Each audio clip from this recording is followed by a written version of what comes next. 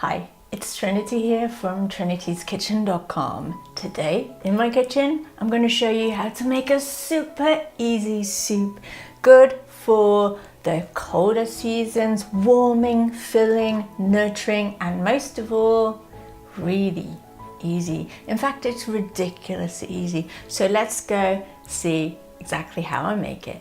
Okay, so this is gonna be made with squash. Here's some squash that I actually bake and froze ahead of time because I had a little while back, I had just tons of butternut squash.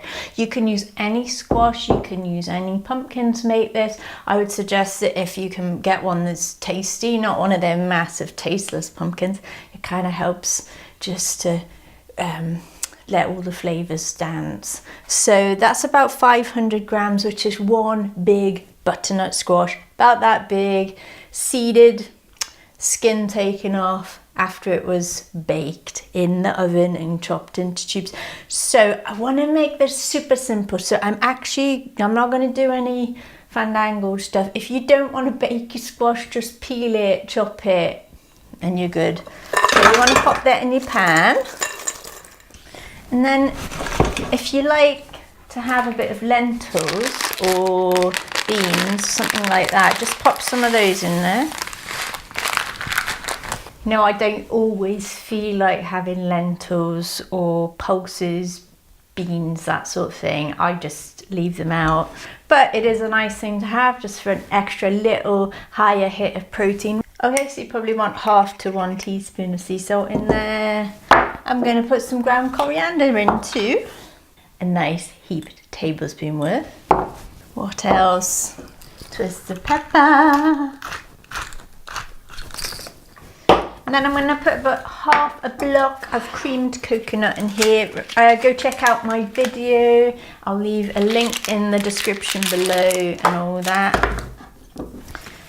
One about 1/2 block, which is about 100 grams. You can also use coconut butter if you don't have that. Just use coconut cream, maybe a couple of 100 grams of coconut cream, or use coconut milk. But just if you're going to use coconut milk, take some of the water out. Like, don't use as much water and it'll be fine. Read all about cream coconut in the link. So we're going to use about 1/2 block of that for a nice coconutty infusion, which goes really well with all these flavours. But I think coconut goes well with pretty much anything. So you want to give it a bit of a slice and pop that in too. And then I'm going to put a bit of ginger in. I'm just going to peel the skin off with the spoon, which one of my readers, whoever you were, wrote a little comment on my YouTube video and gave me this tip. And I've been using it ever since. So I do read and I do listen, and I'm open to suggestions and tips and hints myself. And so I've grated about a heaped teaspoon worth of fresh ginger. We're going to pop that in the pan. Add some water. I've just sort of added about 3 cups worth, 750 millilitres. We'll see how that goes. Pop on the lid, and then once it's come to boil, just give a little bit of a mix in and let it cook for about 20 minutes. Really, that's just to allow the lentils to cook thoroughly.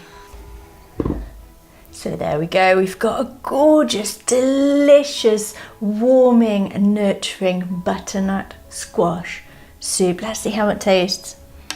Okay, a bit hot here, but here we go.